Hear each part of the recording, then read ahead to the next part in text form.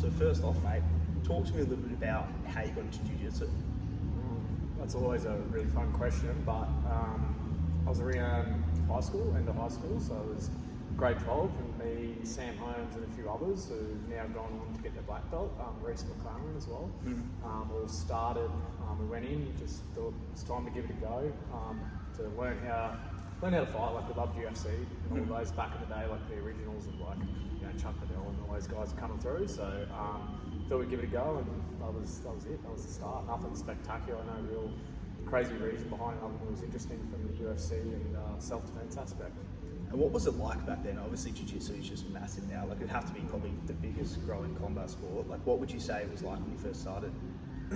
Well, if I compare it to now, the Joe who I started with was a brown belt, so even that is wild to think now that, you know, he had a club and there was probably maybe 30 guys or something in the club, and I remember Joe started out as quite kind of small, I guess, but it was good to see the growth over the years. And when we started out, there wasn't that much variety. Like, there wasn't so much new stuff. Like, now think about now how progressive it's come. Yeah, it's a huge difference. You know, there was some good basic stuff around back then, and that's kind of what you did. So it was good. And in terms of like standard wise, like if you were to compare, say, like a purple or a brown belt back then, where would they be sitting today in terms of, like, would you say like a good blue belt these days is sort of equivalent to that? Or? Yeah, I would. I think that depending on the school and what they're teaching, whether it's modernised or you've still got lots of, I think, I would say, use the word traditional. There's a lot of traditional schools out there which would probably still be doing some of the similar things that they were back in the day. But you know, you've got the progression of no-gi, you've got all those other things, the legs, all those type of things that are now coming in. So I think it's really important that you know, that they evolve. And to answer your question, I'd say like a blue belt or something like that. It's, you know, it's crazy the growth that people can have under the right guidance and you know, modern atmosphere. And so you started, what you said, 16 years ago, right? Yeah, 2008. Yeah. 2008. Yeah. So how long into your training did you decide, I'm going to open a gym? Yeah, so I probably started coaching with Joe. Just running, mainly I started doing like wrestling, so Dion, that's where I started coaching, and then probably at like purple belt I started coaching and really fell in love with that. I competed a lot at white and blue, a little bit of purple, but I fell in love with coaching and seeing people succeed.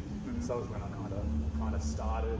I think, you know, the goal was to be loyal and stay with Joe, so I stayed with Joe. I did 12 years with Joe, and then it was just at that stage where I enjoyed coaching so much. I had so many ideas that I wanted to put in play, that I was putting in play in my own classes, but it became more about how I want to run the club. And so I fell in love with coaching around, probably say like the purple belt era, which would have been, I was 4 years on white, 2 years on blue, so I was probably six years in. Yeah, right. And then, so what was the next step? Like, how did you go about starting up your own business? Yeah, that was scary. That was crazy because I was in an operations role with just a trade, like as a sign writer.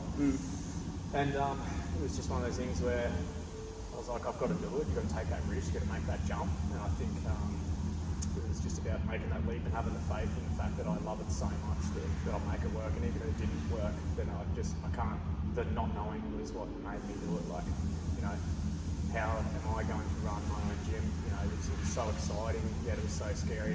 I started part-time, so I was working 12 hours a day, and then I'd come to the gym and teach classes and do another 4 hours, and then, you know, it was pretty hectic, but that commitment obviously paid off down the track. So when did you start to see it pick up? Like, obviously when you started, you wouldn't have had a heap of members, and that's like a huge gamble, you know, heaps of overhead costs and whatnot. Like, when did you see it pick up? Well, it was interesting, the progression. At Signs on Time, I had a little shed, so we just started down the little shed, like not necessarily a club per se, like as in standalone. We started a little shed with mats on the ground.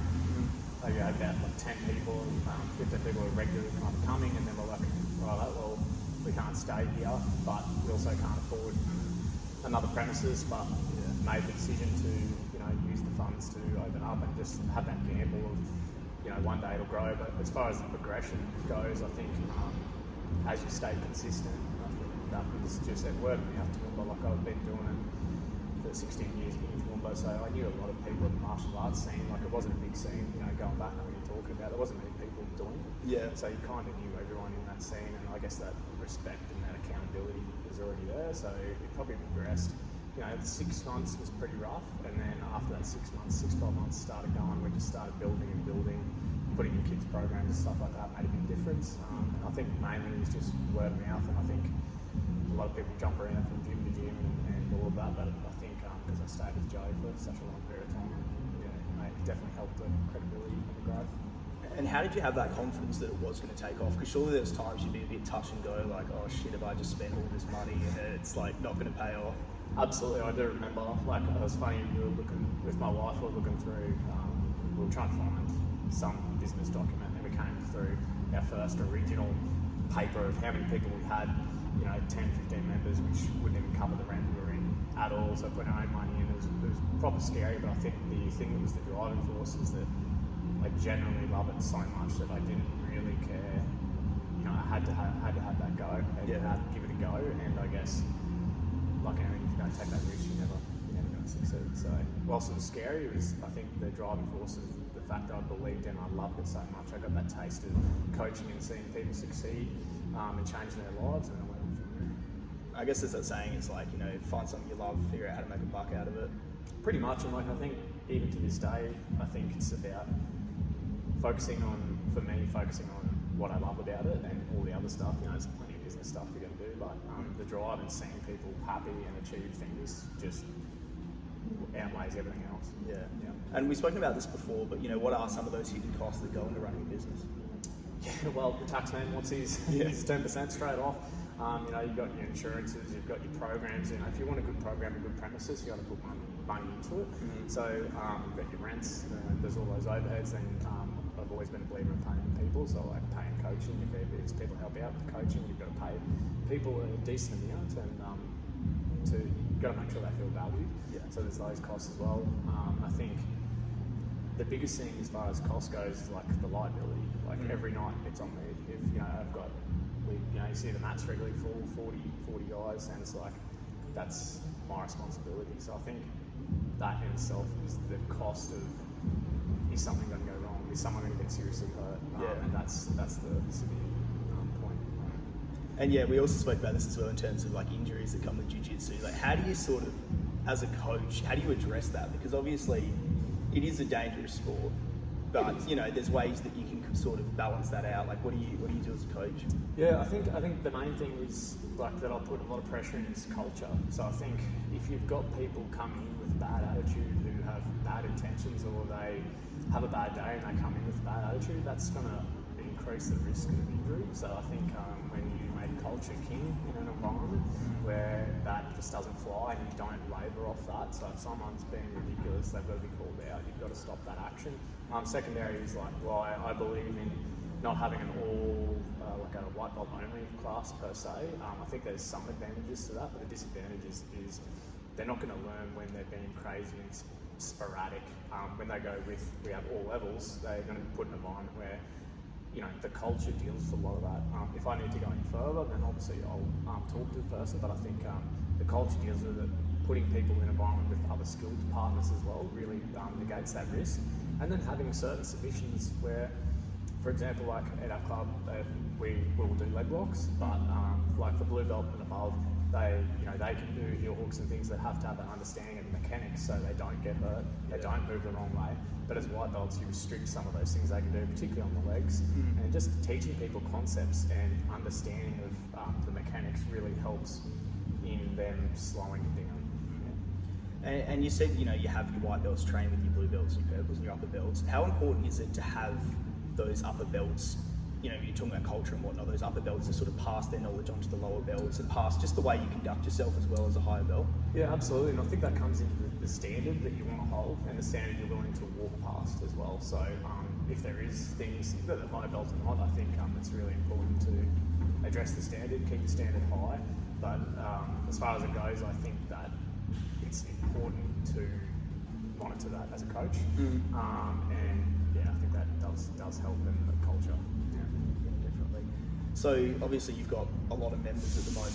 Yeah. How long has it sort of been since you started getting a massive influx of people? It's been pretty steady. Like I look on year on growth, and I think there's a couple of things. I think that the change and shift in people wanting to do I think COVID was a big drive, which is really weird, but I think that people really put their mental health and their physical health above everything and realised how important it was when we weren't allowed to do those things. Really put an emphasis on that as a key film, and I think that's where the drive came, but also just the fact that in Australia it's still so young in jiu-jitsu, but it's just exploding and everyone wants to learn martial art, and one of those things, boxing's great, kickboxing's great, all those things are great, but I think there is a lot of talk about CTE and those head injuries. Jiu-jitsu, you're not getting those knocks, and I think people are just more willing to try something when it's on the ground and relatively safe, and I think the growth has just come, I think naturally as well, like I didn't push a lot of advertising, I didn't want to be associated and use someone else's branding. I wanted to stand alone as my own, I guess, on my own 2 feet and not have to rely on that affiliation. But yeah, I think that growth definitely comes from people's attitude and mental health, and also just the growth, the popularity of jiu-jitsu over the last 3 years has been massive, huge. I think karate had their, you look at karate back, maybe in the 80s and 90s even, it was so popular and now starting to dwindle off because the new things are coming in. Yeah. So, I think that definitely helps. Yeah. Yeah, and it's interesting as well because I've seen, I've been in other combat sports and I've done other sports and whatnot, but the obsession that people have with jiu-jitsu seems to be at a higher rate than anything else. It's almost cult-like in a way. What do you think it is about jiu-jitsu? Obviously you mentioned that it's safer than sports like boxing, kickboxing. What do you think about jiu-jitsu that makes people so obsessed with it? I think jiu-jitsu attracts those people. You got to have a little bit of something going on there, and I think it's really important that what attracts people, I think, is the fact that it's a physical challenge, but it's a mental challenge. You can't get. I think people learn really quickly, and what attracts them is they give it a go, and they go, oh, that guy, I could definitely handle him, right?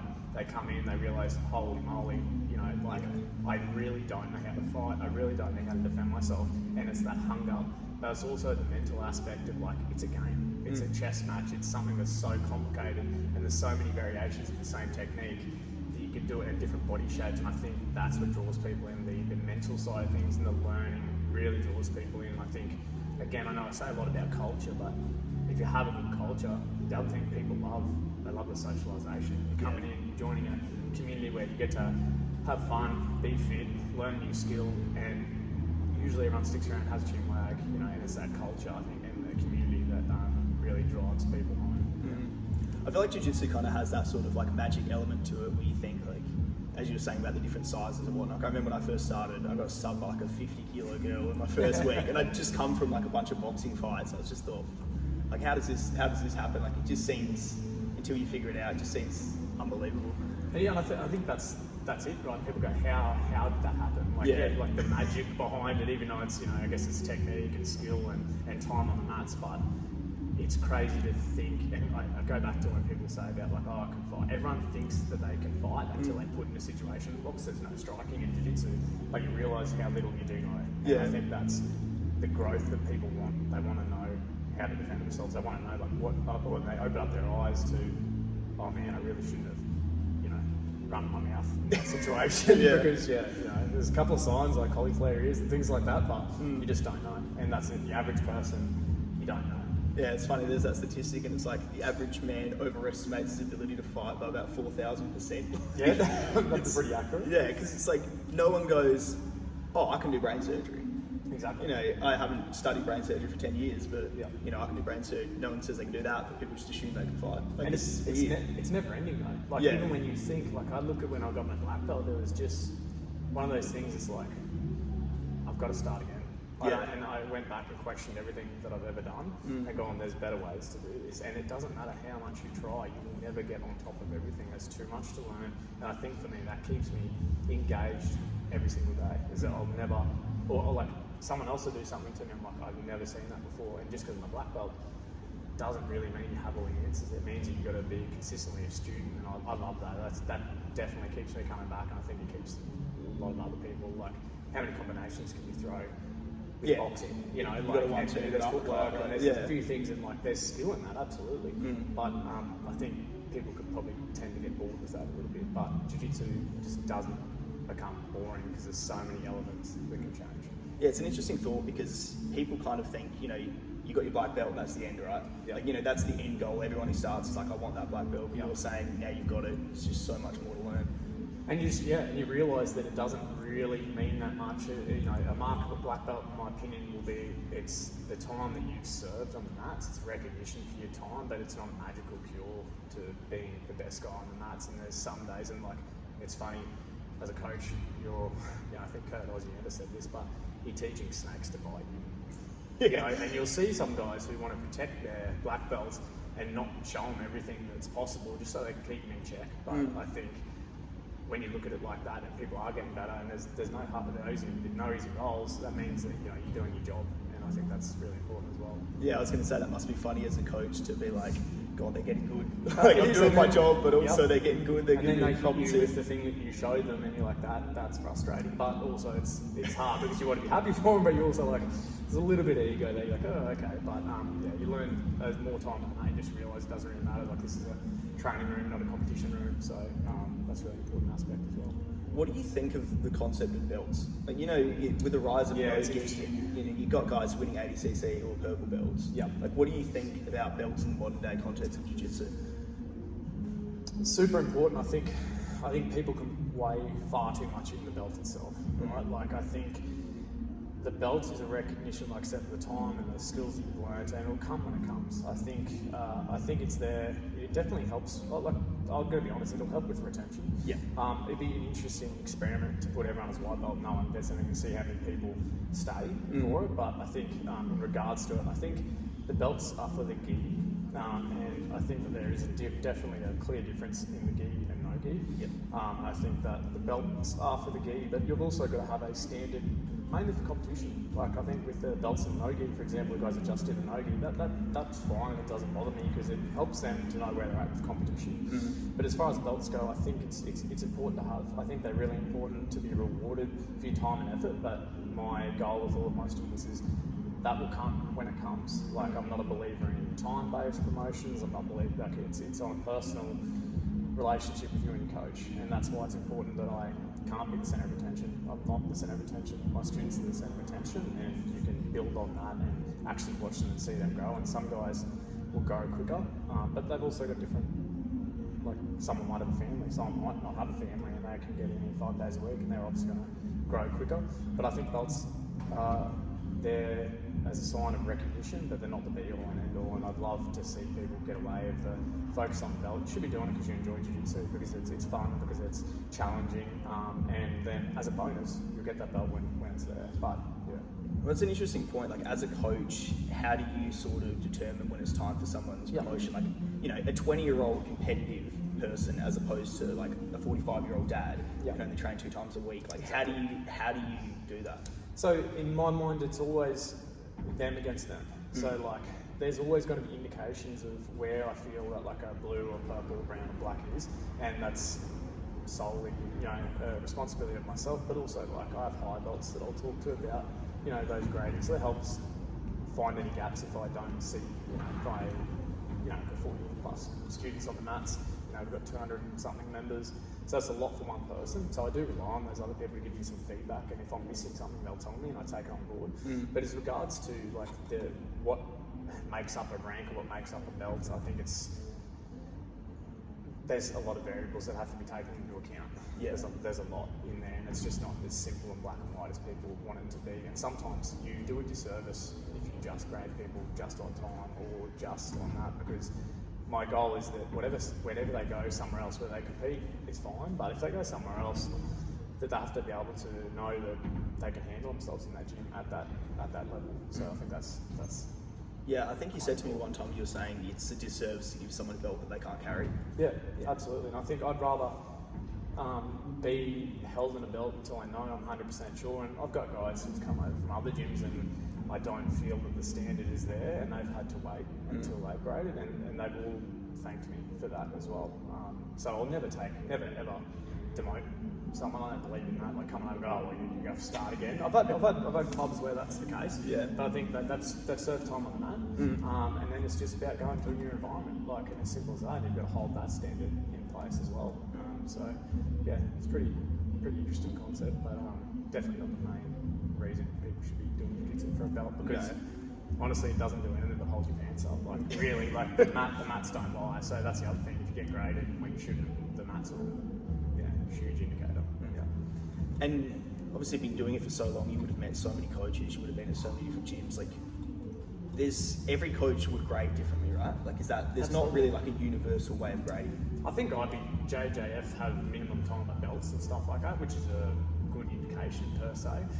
But you're right, there are different standards, and I think that's the beautiful thing about jiu-jitsu is that there's always levels on levels on levels, and and that's why I encourage students to cross-train to compete, because we've got lots of affiliations that we have, like Drop Bear and a few others, and Behan, and there's a few others that we will go to, and associate with, and it's good for them. If they don't want to compete, I think everyone should compete.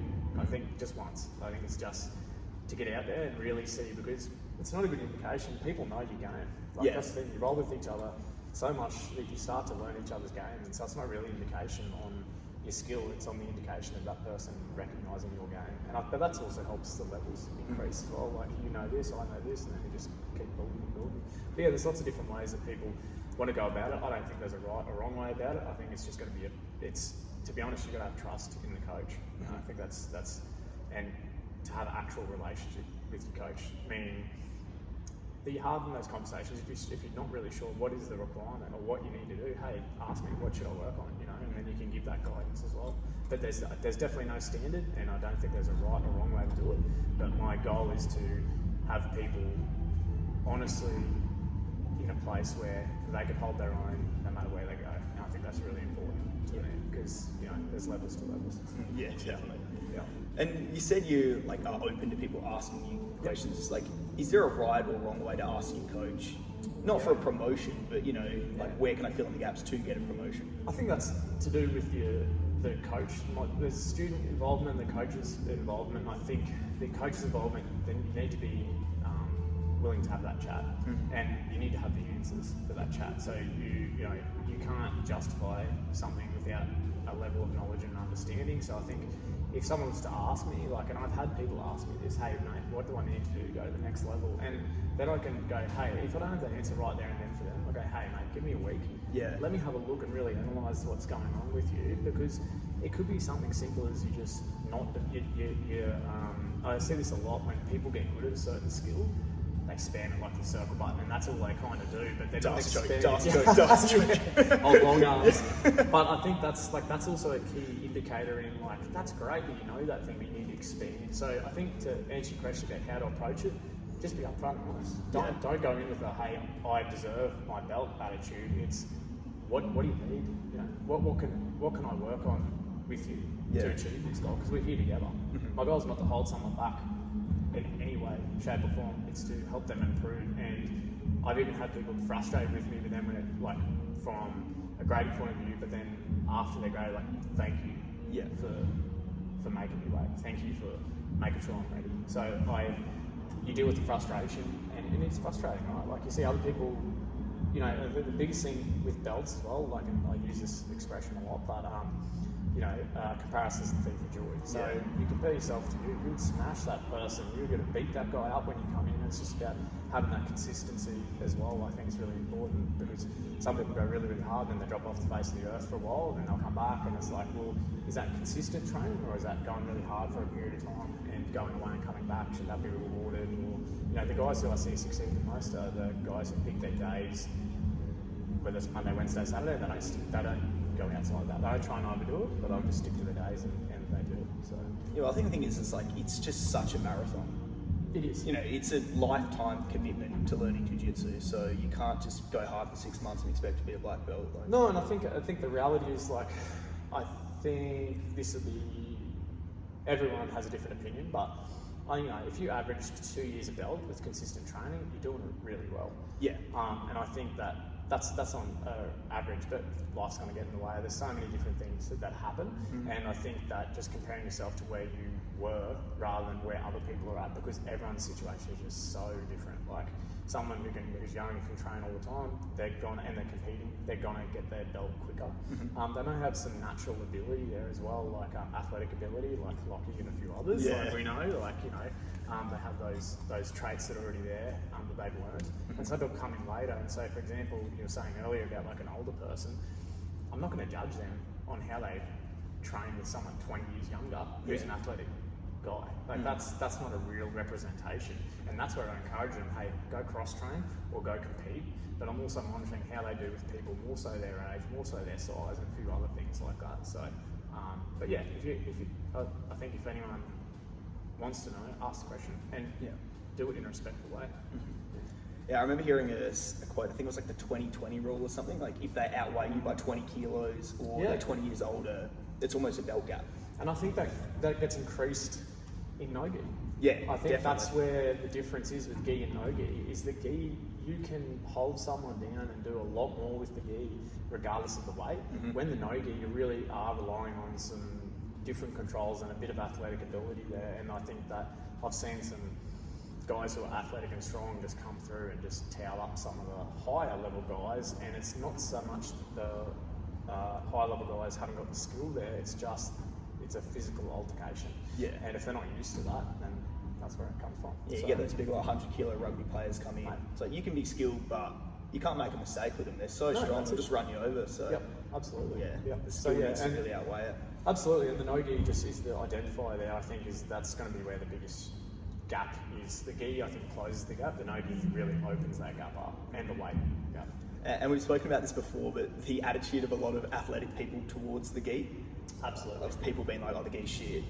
Yeah, you were just shit in the gi. Yeah, I mean, I'm a bit guilty of it at times. Oh, well, we're all classic, and I understand both sides of the coin, and I just think, for me, if you do want to be graded, it's got to be gi and no gi, and you've got to have that mindset. And also the other thing is, because you're not going to see your stripes, you're not going to see your progression, but if you just do no gi, so like if we say 2 years, you're not going to see any level of acknowledgement from a coach for 2 years, so that's harder for people as well sometimes.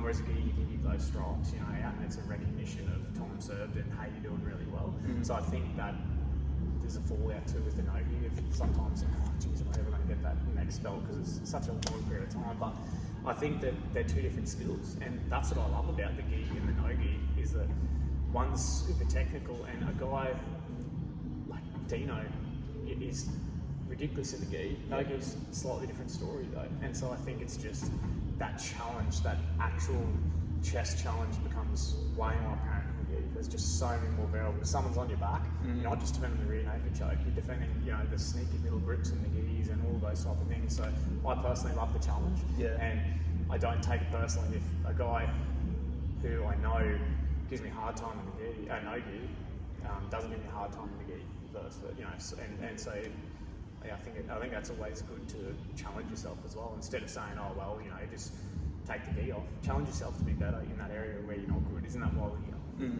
So you would recommend everyone does gi if they don't compete in it? I think so. I think it's just super important skill, and if you really want to grow, we talk about martial arts, maybe it's just jiu-jitsu, and you've got to question yourself, why does it challenge you so much? Why is the gi such an issue for you? And I think it's just the skill gap or being beaten, and knowing the frustration of knowing that guy doesn't beat me in the no-gi. He doesn't give me a challenge in the no-gi, but when I go for the gi, I just overcome the situation, don't just use the situation as an excuse not to do it. I mean, that's jiu-jitsu in a nutshell, right? Like, it's just it's an ego breaker.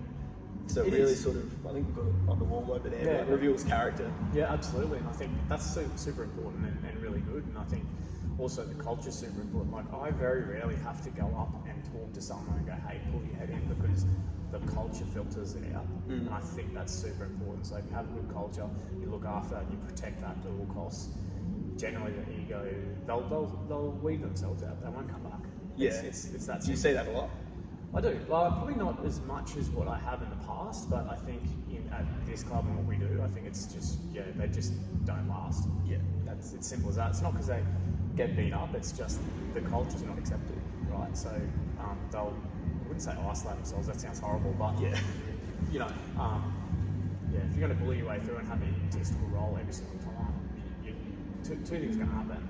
You're going to hurt someone, or you're going to get hurt.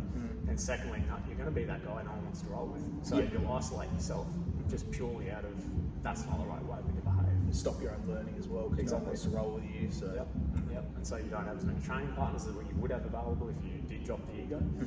What advice do you have for people that are getting started in jiu-jitsu? Obviously, there's so much to learn. What would be the things you focus on first in terms of techniques? I am a big believer in concepts over techniques. So I think that there'll be overarching, and this is what I try and push through to students as well, there'll be overarching concepts within a technique. So take a Kimura, for example, a Kimura trap system or anything like that, which is a very useful submission and very useful control on your opponent. So you're going to look at the concept of an open elbow. So anytime there's an open elbow, that's going to be available there to you. So I think first starting out, even when you're doing the techniques, my advice would be always seek a high belt.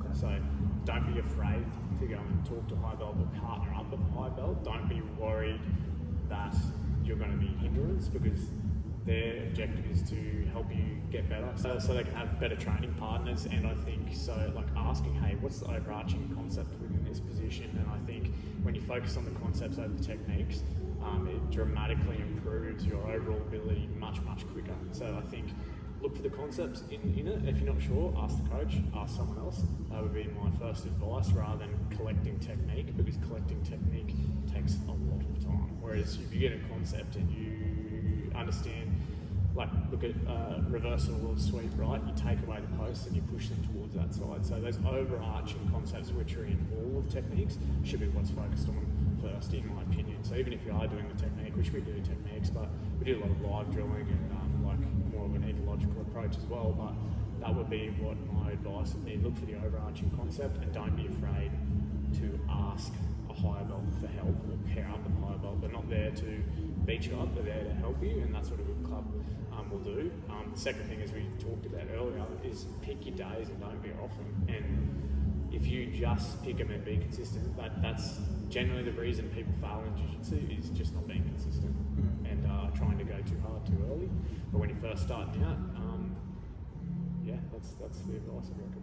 As a white belt, would you focus more on escapes and sweeps rather than subs? I think it's important your defense should be probably what you work on first, maybe defense and escapes, but again, they'll be built up by different concepts. You know, always someone's around your neck, you always got to have your hands up. Don't ever reach your hands down to defend or change the leg. So there'll be overarching concepts there as well. But I would say concepts, and you know, as far as submissions go, I think I put heavy base on positions, so controls over submissions. I think if you can control someone, you can submit them, but you can't submit someone without controlling them. So my goals would be to work on to a position where I can get control, be comfortable with it, and don't worry about submissions. Submissions will come later.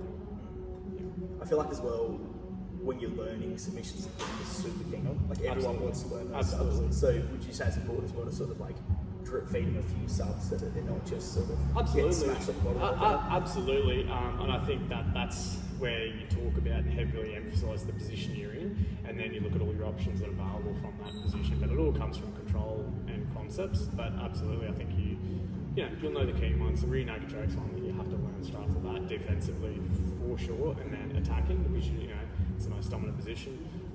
And then like understanding when the limbs are separated. You definitely can feed submissions in, but it's not my focus. Like people can turn up and say, my focus is to get as many submissions as I can. We've heard that before. Yeah, we have heard that. But that's not a way to think of it. Because it'd be the situation until you learn. It's not something you should even worry about. But it's there, and it's good to know. But the focus should be definitely on controls and concepts and defense. Yeah. So what about blue belt? We'll go up the belts. Let's do it. What should you be focusing on as a blue belt? I think blue belt means you've got an overarching concept of a lot of different things. So and I think the other thing is blue belt for me is starting to separate yourself from the pack of the new people, and you're starting to get to that position where you're understanding mechanics a little bit. You're probably getting some good subs. You're probably developing a good game around one portion. But I think the biggest thing that I see in a mark of a blue belt will be, can I control this, or do I have to use the speed and the craziness? So they're understanding the mechanics. They're applying things with respect. That white belt, it's so frantic. There's so much you don't know. Yeah, so you get beat spaz. all the time. Yeah. It's just fear of not knowing, right? And so everything is scramble, everything is fight, right? When you get to blue, you're like, I don't have to fight in this position, or I have a good way out of this position, or I have an understanding of what's happening. If I'm going to apply a submission, I'm going to apply it with a level of control. And that's why for us, we say you can do heel hooks and blue, because at that stage, in the club I've deemed that you have control over your opponent. You're not going to do anything silly. You're not going to reef anything on. So therefore, something like with such a strong mechanic, and one of those things where you don't feel a lot of pain until it is on. Like same thing I think we don't really talk about, but the Kimura.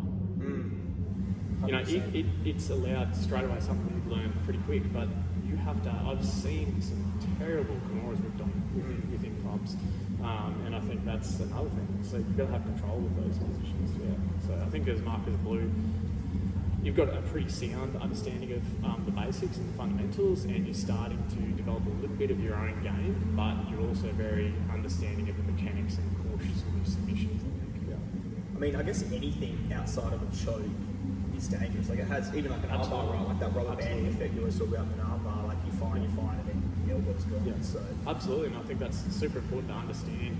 And while we do some of those trainings where you might start in the spiderweb position on top, your goal is to get the arm. But again, what they're learning in that is ways to get the arm, but also how to control it and finish with control rather than just pulling it back. Because you don't know at what point, like that rubber band, you don't know at what point they're going to let go. So you have to, and every time, the jiu-jitsu is so weird, right? If you think about like what we're doing and you applied it out in the street, you went up to someone and said, hey mate, do you mind if I just do these submissions on you and practice this? And you'd have to just trust me that I will stop when you tap me. Like, that's a weird concept to even think of. Yeah. But that's exactly what you're doing with your training part, is you're putting all of your trust in that when I tap, you're going to look after me. Or if I don't realise, you're going to look after me. And that's super important culture as well. Yeah, I mean, it doesn't take much if you hook someone, they're out for a year.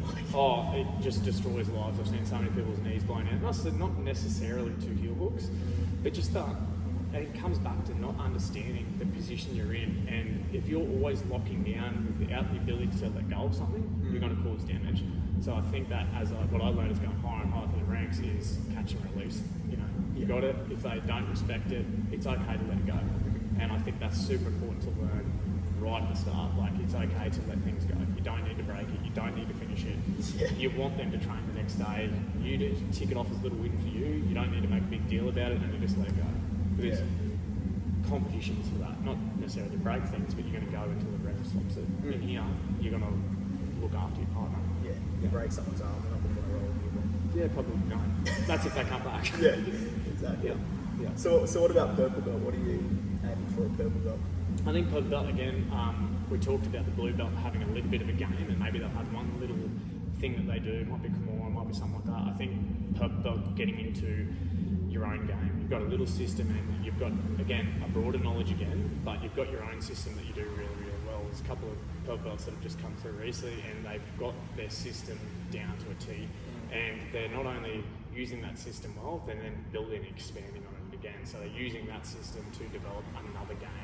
And so my mark for purple would be, okay, control, fundamentals are great, and they've really developed a game that's working for them, and they're using it against 60 to 70% of the gym, regardless of the belt and rank. So purple belt's a dangerous belt. The purple belts, they're at that middle point in the game where they've got so much yet to go and to learn, but they've got so much they've developed over that period of time. The purple belt's a dangerous belt. Yeah.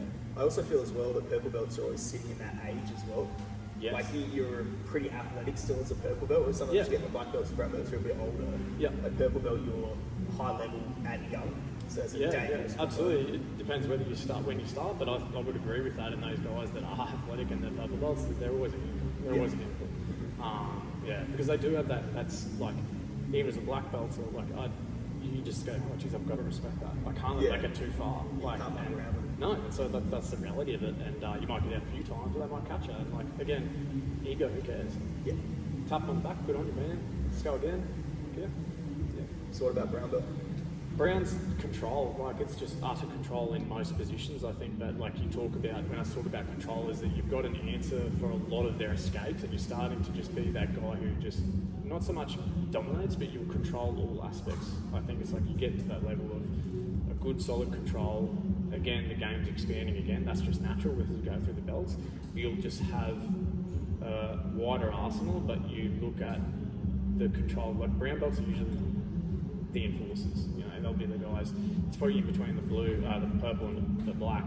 that they're the enforcers. You know, they'll be able to hold people down who are crazy. You know, they're the guys who are going to give good knowledge as well. And like at Brown, really, you're just doing time to black. So yeah, just lastly, black belt. Black belts, it's so crazy. Again, it's a time served thing, it's a recognition thing, and for me, my mark on my black belts, if you know, we can't expect one of them, but like I think at that stage you've probably been doing jiu-jitsu for at least 8 years, at least, most likely more, and I think that's the stage where, in my opinion, any of my black belts have to be able to coach.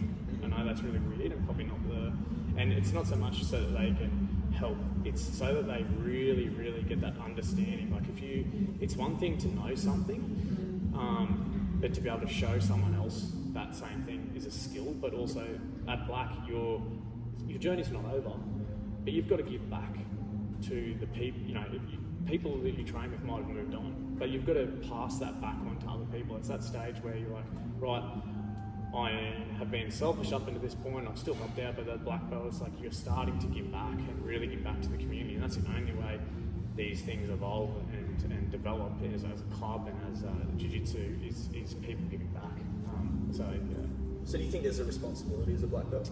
I think so. I think you put a massive stress on yourself. I remember when I was black, I was like, oh my gosh, like I was just so stressed. I did 4 years at Brown, so but then when I got my black belt, I was like, oh gosh, like what's... Could never get subbed again. Yeah, that was the initial thing that I thought, and then as I realised, and I talked to other guys that I've been training with for years, like Possum and that, you learn that it doesn't really matter, and that the belt doesn't really matter. It's there just to hold, you know, because you can be caught out, you can learn from anyone at any time. It does not matter. It's not a magical pill, but I think there is a responsibility to give back to people who have given, you know, even if you can't give back to them because they're not a part of the club, giving back to jiu-jitsu, because it changes your life. Jiu-jitsu makes you such a better person, and I think that's the time when you start to give back and give back to people who's given to you, and that's the way that the cycle just continues.